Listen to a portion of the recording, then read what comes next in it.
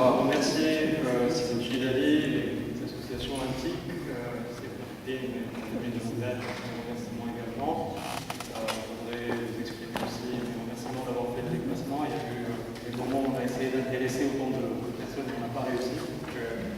C'est un plaisir pour moi d'être parmi vous aujourd'hui pour parler d'un sujet qui me tient à cœur depuis très longtemps, sur lequel on a essayé de travailler conjointement parce que finalement on n'arrive jamais à rien faire tout seul. Alors, je vais un peu structurer le keynote speech autour de plusieurs, je dirais, grandes thématiques.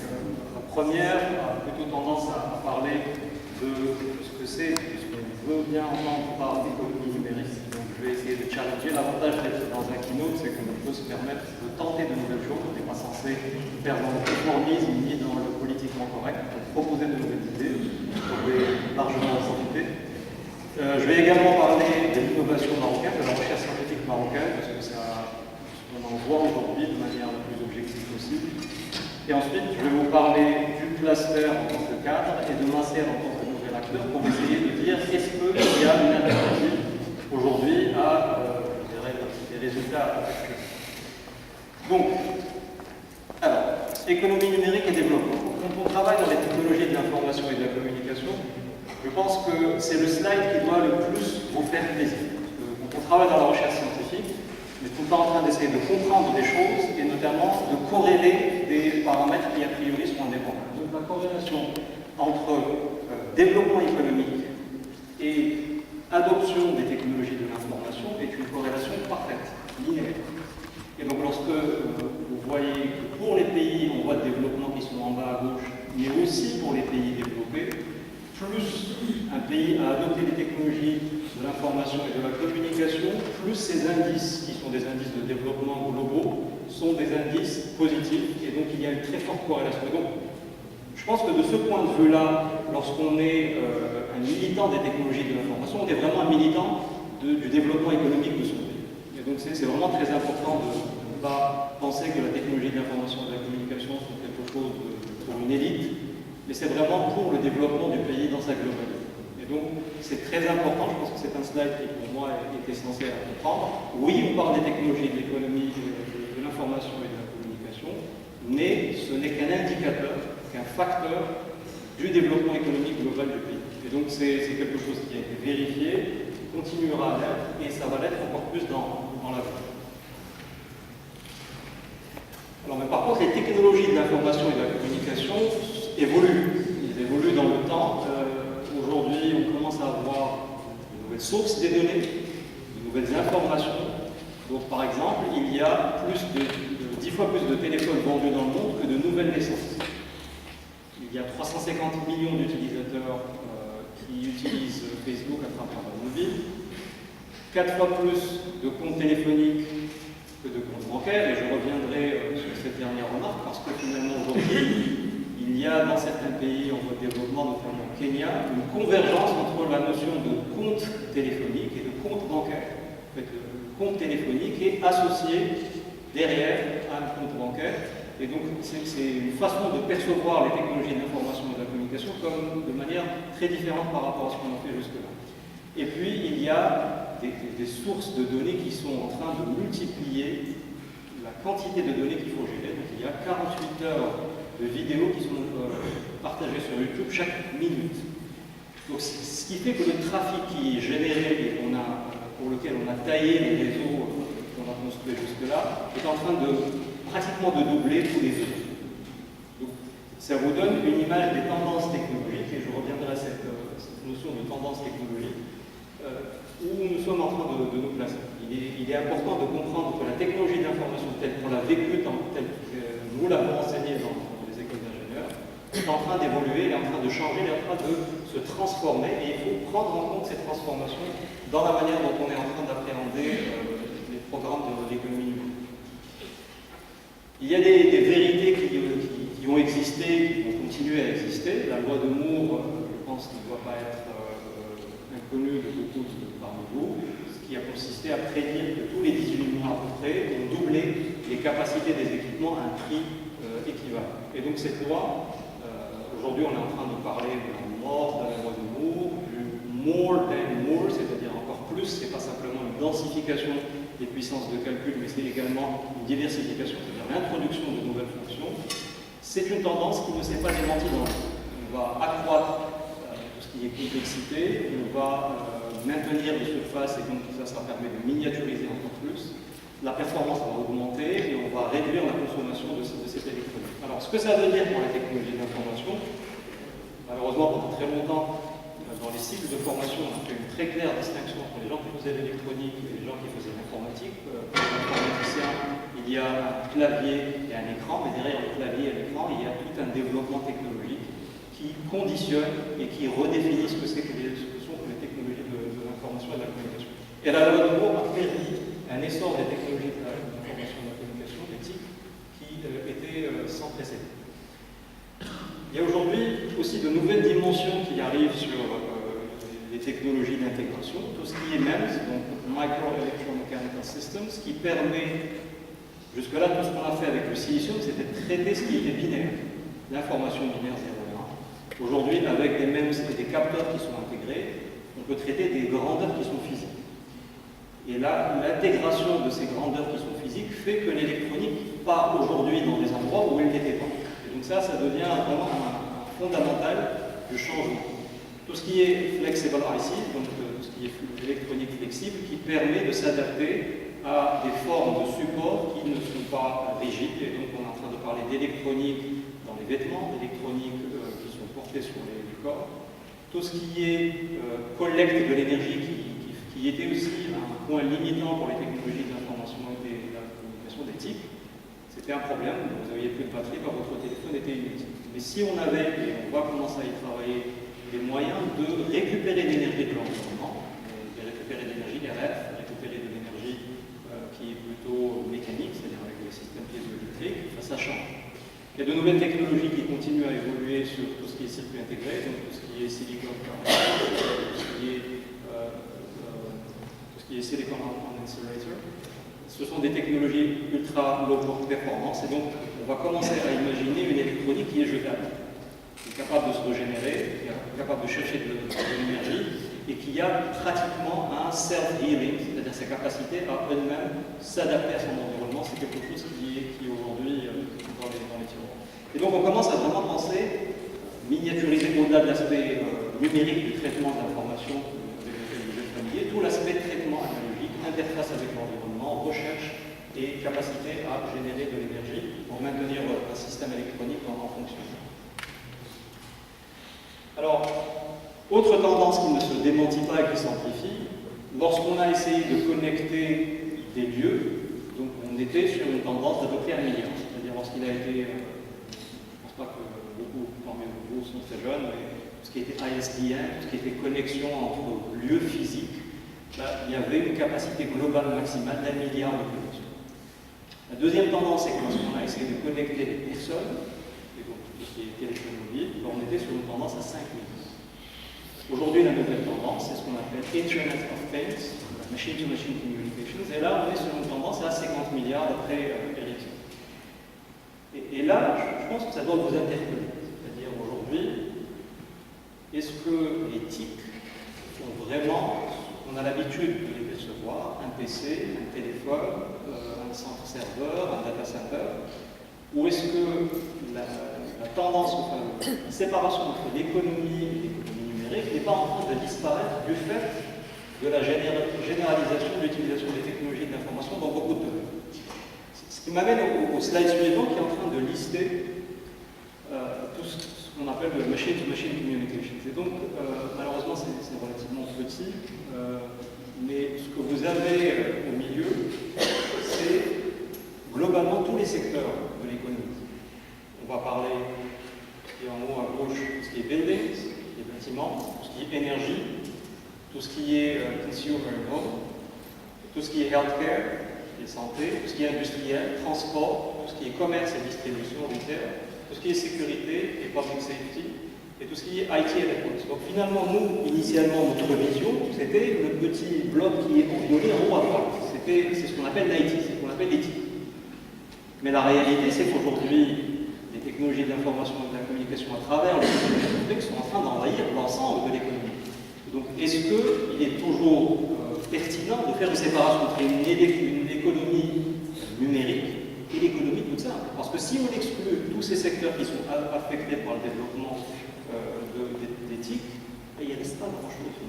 Si on a le commerce, on a la santé, on a le bâtiment, tout est en train d'être connecté. Et donc cette nouvelle tendance qui va aller en s'amplifiant dans l'avenir, c'est véritablement une nouvelle révolution qui permet de ne plus faire la distinction entre ce qui est technologie et économie numérique et l'économie globale.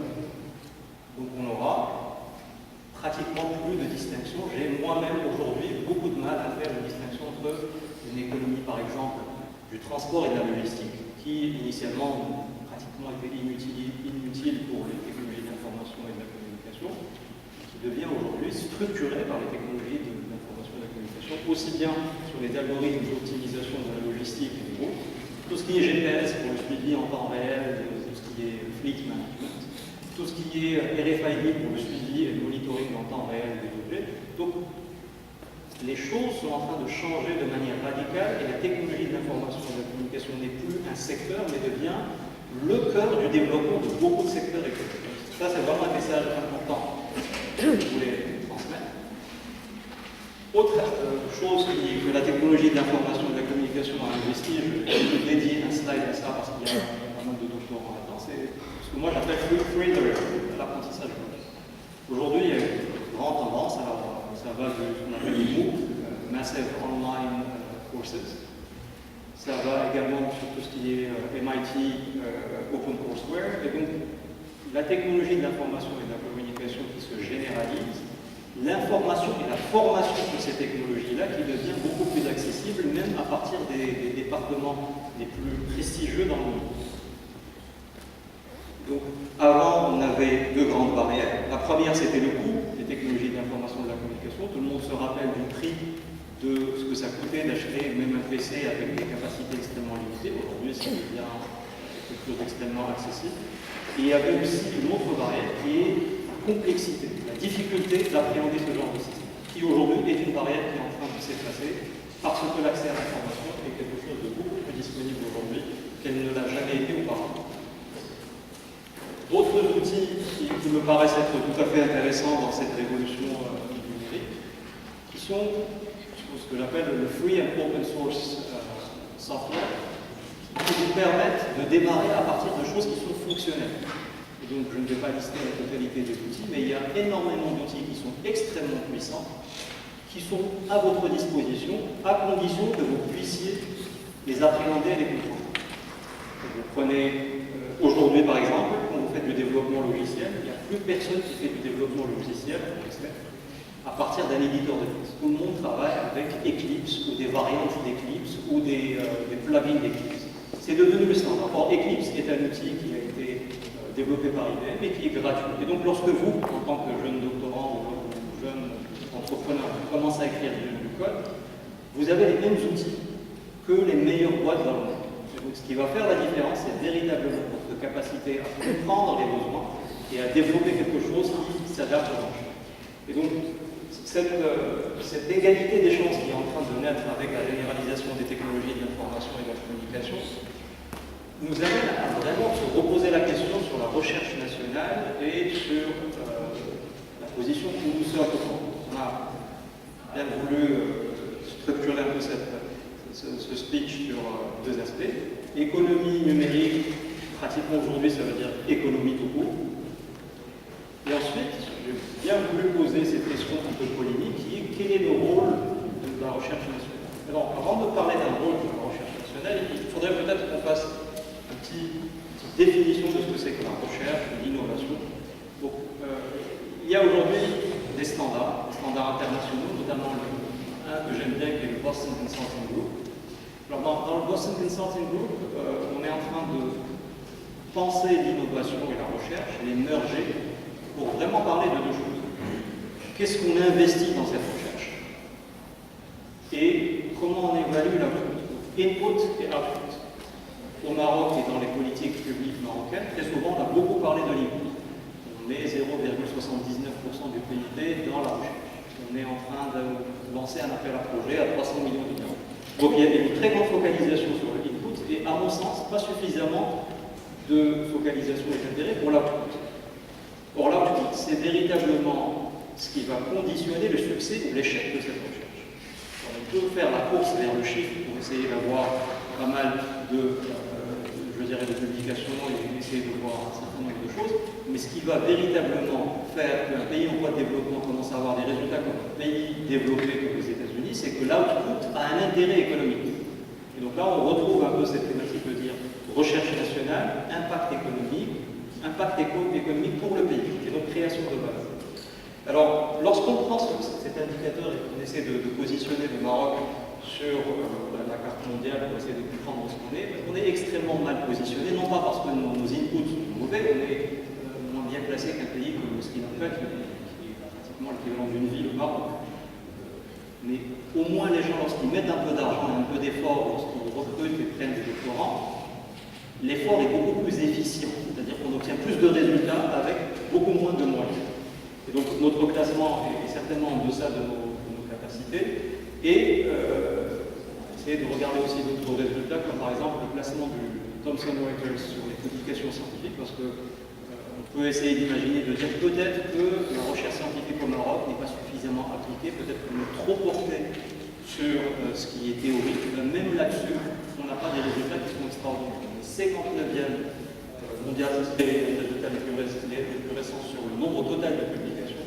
On est 65e sur les citations pour les publications marocaines, 119e pour tout ce qui est citation par document, et on a uniquement 69 documents qui sont dans les recherches les plus citées. Alors, qu'est-ce que ça nous dit? On va essayer vraiment de comprendre au-delà des principes et des chiffres. Pour moi, ça nous dit deux choses. Premièrement, qu'on a une recherche qui n'est peut-être pas bien orientée. Et deuxièmement, je pense qu'on ne va pas rentrer dans les aspects qui sont politiques, statut d'enseignant-chercheur et tout ce qui reste, mais moi, ce qui m'intéresse, c'est vraiment de voir le résultat pour essayer d'apporter un éclairage sur ce qu'on pourrait faire. Même sur des pays avec des problématiques qui sont similaires aux nôtres, on voit qu'on est très à la traîne par rapport à l'Algérie, par rapport à la Tunisie, lorsqu'il est question même de productivité ou tout simplement de production. Lorsqu'on regarde les thématiques sur lesquelles on est en train de travailler, c'est un peu dommage, parce que ce que je voulais, c'est que vous lisiez ce qui était en bas à droite. Il y a tout ce qui est agriculture. Alors on a un immense programme national sur l'agriculture, qui est le Maroc plan ouvert, mais la partie recherche, c'est-à-dire qu'on est, même sur les thématiques où on a une ambition nationale, où on a un programme national, on n'a pas derrière un programme structuré pour permettre de développer des technologies, pour pouvoir profiter de ce secteur économique. On peut créer de la valeur économique, mais on ne fait rien pour développer de la technologie. Donc, conclusion, qu'est-ce qui se passe? On est d'éternels consommateurs de technologie, et donc on va apporter des technologies de biotechnologie, à la fois pour tout ce qui est plantation, pour tout ce qui est irrigation, pour tout ce qui est planification, et c'est vrai pratiquement pour tous les secteurs où le Maroc a des plans sectoriels, que ce soit aussi sur tout ce qui est biologie, biochimie. Autre indicateur, des deux derniers, c'est aussi poser la question de savoir est-ce que sur de l'innovation qui est moins coûteuse en termes d'investissement, pour faire des publications de rang mondial, là, il faut quand même avoir un doctorat, un laboratoire, il faut une certaine structure et infrastructure pour pouvoir faire de l'argent. Mais même sur des choses aussi simples que le développement d'applications mobiles, sur lesquelles tout le monde est normalement habilité, en tout cas dans cette salle, est capable de faire un peu de développement, on n'a pas particulièrement brillé sur la qualité. Tout le monde au Maroc est équipé d'un voire de deux mobiles. Ce n'est pas pour autant que cette manne financière qui a été des télécoms au Maroc a permis de créer une économie du savoir dans ce secteur. Et donc, il y a quand même pas mal de choses. Parmi les questions qu'on s'est également posées, c'était de savoir qu'est-ce que font tous ces chercheurs. On va bien savoir ce que faisaient tous ces chercheurs. J'ai pris juste c'est certainement pas exhaustif, c'est certainement pas scientifique, et j'ai juste regardé, lorsque les doctorants ont envoyé des listes, ils demandaient des publications.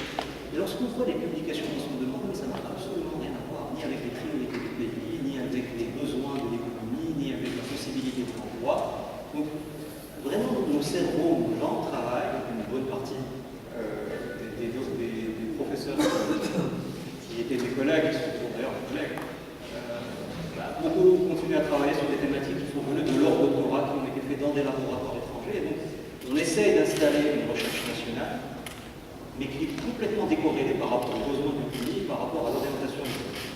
Donc ça, c'est vraiment une constatation.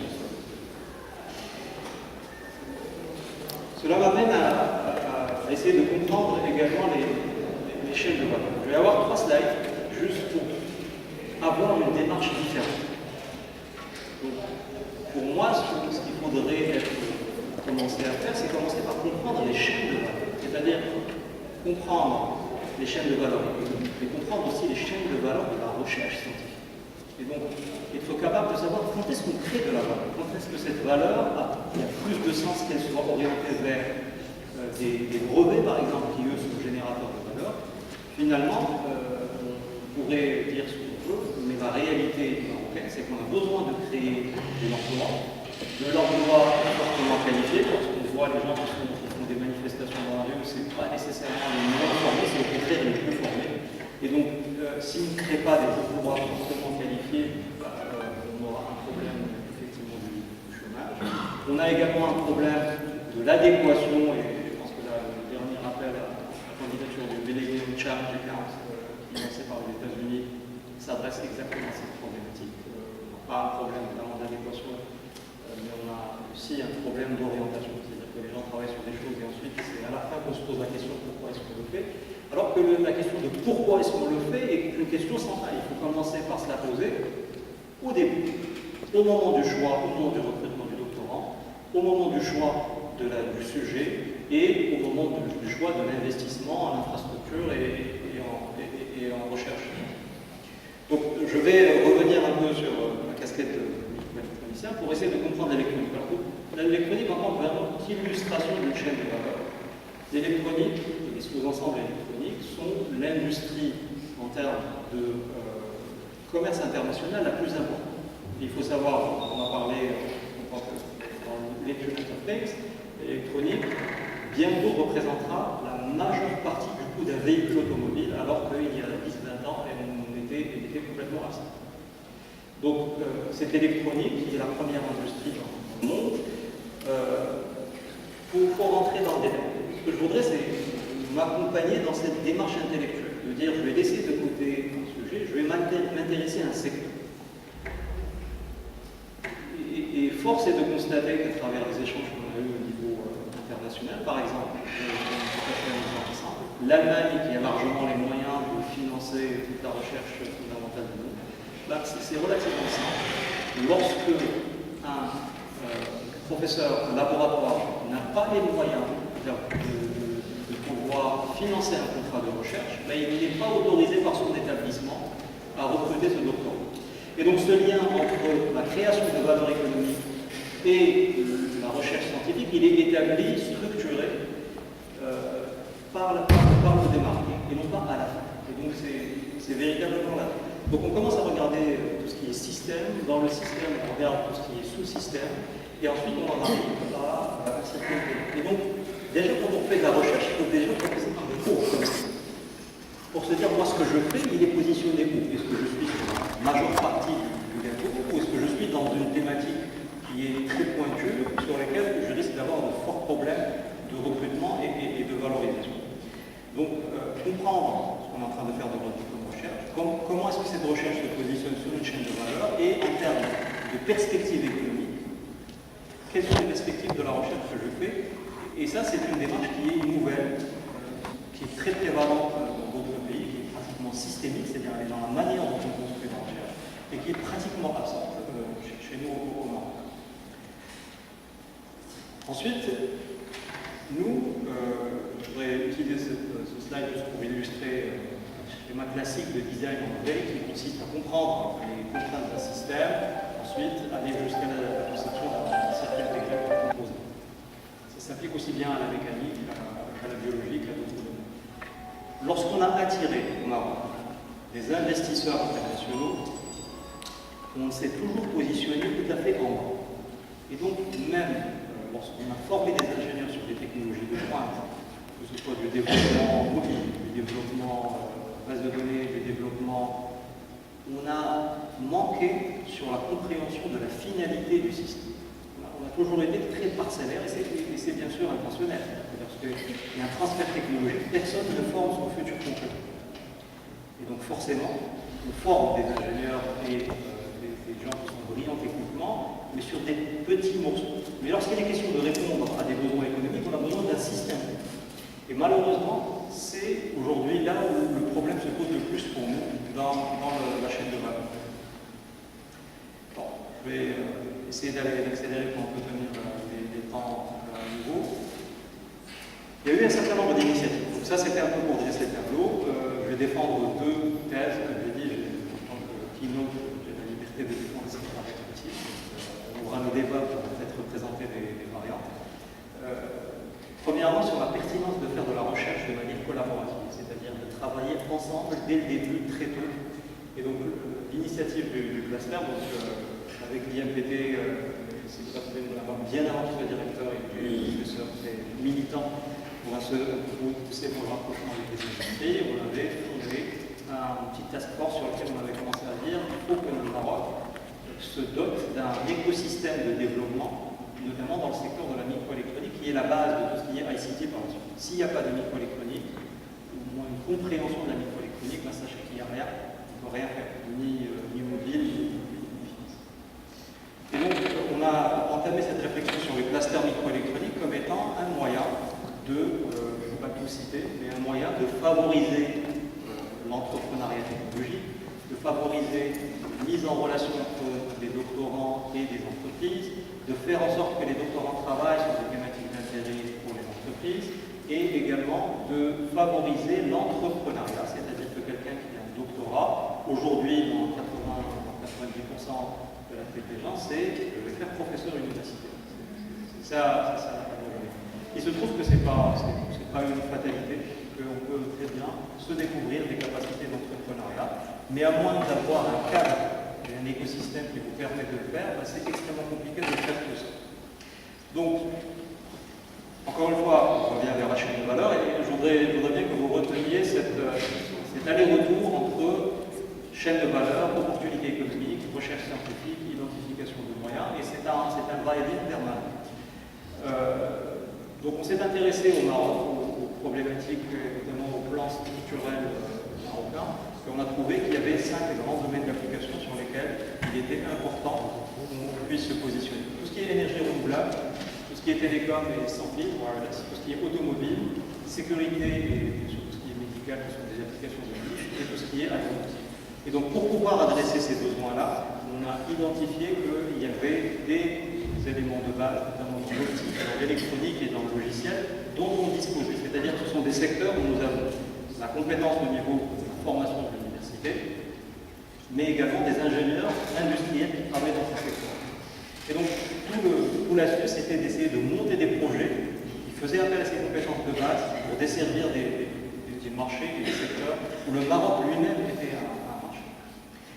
Alors, il y a eu une certaine reconnaissance de la part de l'État, puisqu'on a eu un financement. L'État a dit, OK, on vous finance, comme quoi il y a des choses qui marchent dans ce pays, il n'y a rien, on vous finance, mais voilà les indicateurs de performance. Il faut créer des startups, il faut créer des projets collaboratifs, il faut avoir un certain nombre de tests qui sont soutenus, donc c'est contractuel. Une fois que ce cadre a été identifié, il a fallu trouver des acteurs. J'ai eu le plaisir d'avoir ces DG de commencer avec l'IRFI pour essayer de mettre en œuvre tout ça, et Dieu sait que c'est pas facile, c'est pas simple. Mais par contre, ce qui est certain, c'est que si rien n'est fait, rien n'est obtenu. Ça, c'est une certitude. Maintenant, si quelque chose est fait, il n'est pas certain que ça marche, que ça soit quelque chose de positif. Et donc, engagement de la part de l'État de financer à hauteur de 2 millions de dirhams, c'est exceptionnel, les structures d'animation pour professionnaliser cette mise en relation. Alors, je vais parler, je vais un peu accélérer, de quelques expériences marocaines qui ont échoué. Et c'est important de comprendre ce qui échoue tout aussi bien que c'est important de comprendre ce qui réussit. Par exemple, on a réussi à attirer là des acteurs de référence mondiale sur tout ce qui est circuit intégré. ST Ericsson, d'anciens collègues qui sont dans l'audience. C'était une belle expérience, mais ça a démontré encore une fois cette fragilité lorsqu'on a un investissement international, un transfert de technologie, mais qui est complètement déconnecté par rapport à l'écosystème. Pas de relation avec les laboratoires nationaux, pas de domaine d'application. On n'infuse pas, on ne diffuse pas un savoir-faire dans le tissu économique, et donc c'est aussi vite venu que reparti. Et donc, une fois que ça a fermé, il n'y a pas eu un essaimage de 30 startups marocaines, et Dieu sait qu'on en a besoin, mais c'est extrêmement compliqué si le lien n'est pas établi entre l'investissement et ce qui vient. Un autre exemple qui est intéressant, qui lui est un investissement public. Nemotech, qui était un transfert et un achat d'un IP, propriété intellectuelle, le montage des caméras extrêmement miniaturisé, donc c'était un procédé de packaging qui était extrêmement performant, qui permettait carrément de monter la lentille directement sur le silicium. Vous avez un capteur silicium et vous mettez la lentille directement dessus, et tout l'autofocus était fait par traitement numérique par la suite sur l'image. Encore problème, c'est absence de compréhension des chaînes de valeur. On s'est positionné sur un petit segment sans comprendre le système, et on n'a pas infusé la compétence dans l'écosystème. Encore une fois, c'est un gros bâtiment qui se trouve au Technopolis qui aujourd'hui est vide, tristement vide. Des exemples un peu plus positifs cette fois-ci. LIR, qui a démarré en tant que site d'assemblage de l'électronique automobile, aujourd'hui toutes les mini-hostiles que vous voyez circuler, les cartes de commande ont été montées au Maroc. Il y a quand même une fierté. Aujourd'hui, grâce par contre à leur adhésion au cluster et au travail qu'on a fait ensemble, ils ont une équipe de design. Ces ingénieurs conçoivent une partie des cartes qui sont fabriquées en France. Continuent d'essayer de construire autour d'eux, mais il est très important que parmi les doctorants, parmi les sujets, il y ait des sujets qui traitent de ce genre de choses. Parce que c'est la meilleure garantie qu'il y a que demain, une start-up avec un client comme LIR se positionne. C'est la meilleure garantie qu'on a que ces gens-là ne vont pas un jour, parce que le coût du Maroc est en train d'augmenter à cause d'un changement de taux de change, redisparaissent. C'est la meilleure garantie qu'on a que le pays profite de ces investisseurs extérieurs. Un autre exemple qui est tout ce qui est médical, je n'aurai pas le temps de rentrer dans tous les détails si on veut respecter le temps. Mais, grosso modo, ce sera peut-être sur ce segment-là des clusters, c'est vraiment une expérience d'apprentissage, learning experience. Aujourd'hui, ce qu'on a constaté, c'est qu'en l'absence du cluster, on aurait largement on serait largement passé à côté de l'opportunité de travailler ensemble. Et c'est ça ce qui est vraiment nouveau. Donc le cluster, c'est vraiment un partenariat ouvert. Dans le conseil d'administration, on a des représentants des universités, des entreprises qui, en dehors de ce cadre-là, ne se parleraient que par hasard, parce qu'ils se sont rencontrés dans un événement particulier. Mais structurer ce travail d'échange et l'institutionnaliser, c'est véritablement la plus belle réussite du cluster, sachant que c'est pas parfait, loin d'être là, mais c'est un bon début et je pense que c'est important, par exemple, que dans le cadre du cluster, on ait des présentations de tous les sujets de doctorat. Maintenant, le risque, c'est que si tous les sujets de doctorat, et comme je l'ai cité complètement sur des thématiques qui n'ont aucun intérêt pour les acteurs industriels, ça va être de la com, et donc on va passer à côté encore d'une opportunité de créer de la com. Alors, je vais enfin, dernière partie, parler de MASIR. Alors, MASIR est un acronyme pour le Moroccan Foundation for Advanced Science, Innovation and Research. Donc, c'est une association à but non lucratif qui a été créée par l'État marocain avec pratiquement la même conclusion auquel j'ai essayé de parler. Première conclusion, c'est qu'en 30 ans d'existence, l'université marocaine, dans sa globalité, n'a pas créé des centaines de startups innovantes. Ça, on ne va pas trop discuter là-dessus. La réalité est. Deuxièmement, c'est que les grands groupes marocains qui réalisent des beaux chiffres d'affaires n'ont pas donné naissance à un écosystème de start-up qui permettait de profiter des chiffres d'affaires qu'il avait. Et donc, l'État a dit on va créer un acteur nouveau, différent, privé de par sa gestion, public de par son financement, en tout cas sur la période 2008-2013, et qui va travailler sur des thématiques extrêmement ciblées, qui sont la microélectronique, la biotechnologie et les nanomatériaux. Tout ça avec une focalisation exclusive et unique de dire on va faire de la recherche et développement et de l'innovation orientée marché. C'est-à-dire que si les chercheurs ne sont pas capables de justifier de l'aboutissement économique et de la création de valeur économique des recherches qu'ils sont en train de mener, la recherche ne démarre même pas. Et donc, je dirais que c'est une façon un peu nouvelle de faire de la recherche et développement. Et là, je suis heureux de vous présenter quelques premiers résultats. Alors, on fait comme les universités, donc on va suivre à peu près les mêmes indicateurs de publication, qui sont clairement en progression, mais on va aussi suivre des indicateurs comme par exemple le nombre de brevets. Donc, Macer, en 4-5 ans, est l'un des principaux dépositaires institutionnels de brevets. Les contrats avec les industriels sont des choses qui sont extrêmement compliquées à réaliser. Donc, la France a établi des incitations fiscales, comme par exemple le contrat CIF. L'Allemagne a d'autres mécanismes, mais le fait de lier le financement d'une thèse à l'intérêt d'un industriel est un maillon essentiel si on a envie d'orienter la recherche vers quelque chose d'appliqué et d'utile. Pour l'instant, c'est complètement absent. On regarde également ces contrats avec ces industriels qui progressent d'année en année sont des moyens de financer une recherche. Et le fait que l'industriel met de l'argent, tout de suite, lui, la logique de dire qu'est-ce que j'en fais? Comment est-ce que je recrée de la valeur maintenant, entre guillemets, que j'en détruis en vous donnant de l'argent? Et donc, c'est quelque chose qui me tient. Et ensuite, le dernier graphe qui est haut à droite parle de nouveaux projets, de nouveaux produits et de nouveaux procédés que nous avons amenés sur le marché. Et je vais vous donner quelques exemples pour illustrer un peu ce que nous sommes en train de faire. On va accélérer. Aujourd'hui, ce qu'on a constaté, c'est que lorsqu'on apporte une nouvelle façon de faire de la recherche scientifique et de l'innovation orientée marché, pas mal d'acteurs qui avaient perdu espoir dans la capacité du pays et des compétences du pays à créer de la valeur reviennent à la table en disant « moi ça m'intéresse, je travaille avec ». Et c'est très varié, très varié. Ça va de filiales de grands groupes nationaux, comme bien sûr le CP, etc. Des filiales de multinationales qui avaient largement l'option et l'opportunité d'aller faire leur recherche n'importe où dans le monde et qui décident quand même de venir le faire en France. Et je pense que ça, c'est une thématique de fond qu'il faut se poser. Comment être compétitif dans l'attraction de la R&D internationale.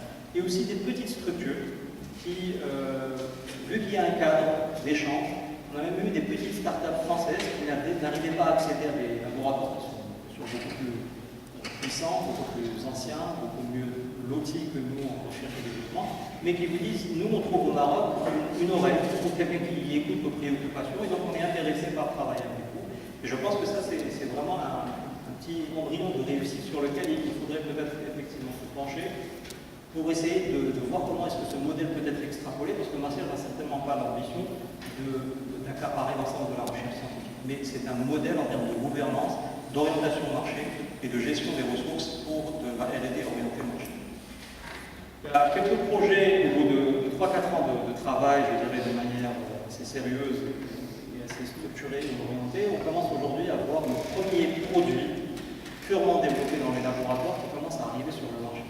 Donc là, je vais vous en citer rapidement 3 et ensuite je vais rentrer dans le détail parce que je voudrais encore une fois vous ramener à cette histoire de chaîne de valeur, d'identification, de création de valeur économique et comment est-ce qu'on peut la lier avec tout ce qui est recherche scientifique. Donc, on a une équipe qui est biotechnologicien, qui a développé une méthodologie de produire du biodiesel à partir des microalgues marocaines. Je vais rentrer dans le détail de ce projet plus tard. On a une équipe qui a également travaillé sur les argiles, et les argiles au Maroc, c'est une ressource qui est largement disponible, mais c'est un travail scientifique qui a démarré peut-être même pendant le protectorat. Ça remonte à des années. Mis à part les Rassoul, je ne suis pas au courant de l'argile en Maroc. Nous, on a trouvé un moyen pour faire de l'argile un substitut d'importation d'additifs dans l'industrie plastique. Et Dieu sait que l'industrie plastique est une industrie qui est extrêmement sensible au coût, et avec de très faibles compétences. C'est-à-dire que vous allez rencontrer des personnes qui ont investi sur des équipements de plastique, de plasturgie, de sachets, c'est très très basique. On lui a appris à mettre telle quantité de tel composant, appuyer sur tel bouton, point barre. Il n'est pas incapable de vous dire pourquoi, ni comment, etc. Et donc il a fallu faire un effort supplémentaire, je pense qu'au Maroc c'est ça à venir, c'est qu'il va falloir, de la part des chercheurs, aller plus vers les industriels, les aider à monter en compétences pour qu'ensuite ils deviennent des interlocuteurs crédibles. Et dernier exemple, c'est un kit de diagnostic moléculaire de la leucémie qu'on a développé et qu'on est en train de valoriser. De celui-là, je vais y revenir avec quelques slides par la suite. Un slide de fond, non, je suis encore dans les slides. Un slide de fond qui est essentiel, qui est un slide de dire qu'est-ce qu'on fait différemment pour la recherche pour qu'elle produise de la valeur. Et deux éléments. Un, c'est une compréhension du marché, c'est-à-dire comprendre les chaînes de valeur, dont je parlais tout à l'heure, et faire des études de veille. Et deux, une activité de valorisation de protection de la propriété intellectuelle qui est extrêmement agressive et très centrale à l'activité qu'on a. Alors, je vais passer sur les plateformes et je vais vous parler de deux projets qui nous intéressent. Le premier, c'est la production des biodiesels à partir des microalgues. Alors, il faut savoir que dans la production de diesel, on va dire biodiesel, il y a trois générations. Soit vous êtes, comme ce que fait le Brésil, en compétition avec l'alimentaire, le soja par exemple. Soit vous êtes dans la deuxième génération où vous utilisez les déchets de l'industrie agroalimentaire pour produire du diesel. Nous, on est dans la troisième génération. On utilise des ressources qui sont inutiles et qui sont pas en compétition avec les ressources initiales. Et donc on utilise des microalgues qui sont des organismes microscopiques qui existent dans toutes les eaux, bien sûr les eaux marocaines. Et à partir de là, on peut développer beaucoup d'extraits qui sont intéressants dans la nutrition humaine, dans la nutrition animale, dans tout ce qui est médical, cosmétique et également dans tout ce qui est énergie et bioénergie. Alors, je passe le détail de manière. Mais ce qui va vraiment être intéressant pour moi, c'est ce slide. Et ça, c'est de la recherche. Être capable de réorienter l'effort de recherche pour faire en sorte que l'outcome, c'est-à-dire le résultat, le diesel, soit compatible avec le diesel. Et donc, on va intégrer une chaîne de valeur qui existe déjà. Or, il aurait été très compliqué de faire comme le Brésil, où il a fallu développer de nouveaux moteurs qui travaillent à l'époque. Donc nous, cette orientation de dire qu'il faut travailler sur le marché national et avoir des solutions compatibles avec nos chaînes de valeur était clé dans le choix des technologies qu'on va développer. Alors, bien sûr, veille technologique, ce qui se passe aux États-Unis, ce qui se passe ailleurs dans le monde, compétitif par rapport au prix, quels avantages on a? Je trouve que le Maroc, dans ses régions sud, a parmi les conditions idéales de culture des microalgues, et donc c'est un avantage sur lequel on n'a pratiquement pas capitalisé jusque-là. Les plus faibles précipitations avec des températures idéales autour de 25 degrés. Là, on est en train de passer sur un projet pilote de 10 hectares, et donc ça prend beaucoup plus de temps, mais au moins, si la recherche scientifique n'avait pas été créée, ce projet pilote qui va créer quelques dizaines d'emplois et créer quelques millions de dirhams de valeur n'aurait jamais vu le jour. Sans recherche scientifique, il n'y a pas de création de forte valeur. Dernier projet, et là je vais peut-être m'arrêter, sur tout ce qui est cancer. Aujourd'hui, le Maroc est considéré par les boîtes multinationales comme étant un excellent marché pour tout ce qui est cancer, avec bien sûr un accompagnement et une initiative étatique. Nous avons au Maroc commencé par une étude de marché, compris ensuite quelle était la chaîne de valeur, qui donnait l'ordre, à qui est-ce qu'il fallait s'adresser, et ce n'est qu'à partir, je dirais, de ce moment-là, ou plutôt au moins en parallèle, qu'on a développé le premier kit de diagnostic marocain qui a été validé par un laboratoire international et qui aujourd'hui fait l'objet d'une validation. Donc ça, c'est des résultats de corrélation entre les résultats de nos kits de diagnostic et la référence mondiale. Et ces résultats-là, c'est ce qui nous a permis vraiment d'avoir un accord de commercialisation avec un industriel de la place qui a travaillé au Maroc pendant plus de 40 ans, mais qui n'a jamais, et d'ailleurs ils le sont tous, développé le moindre produit pharmaceutique ou le moindre ingrédient actif dans l'industrie pharmaceutique. Ce qu'ils ont fait, c'est acheter des dossiers techniques, faire de la répartition et des produits. Conclusion, je pense qu'il y a vraiment besoin de démarrer avec une compréhension des chaînes de valeur et de création de valeur avant, ou au moins en parallèle avec tout ce qui est travail scientifique de développement et de recherche. C'est fondamental, c'est quelque chose qui aujourd'hui est récent, et c'est très important de le faire, et il n'est jamais trop tard pour le faire. L'innovation, contrairement à faible coût de l'ingénieur, faible coût de la main-d'œuvre, l'innovation, c'est véritablement le seul avantage compétitif pérenne, quelque chose qu'on va garder, peu importe, parce que la valeur humaine et les ressources humaines, c'est vraiment la seule richesse qui, elle, ne change pas dans le temps, il ne fait que croître.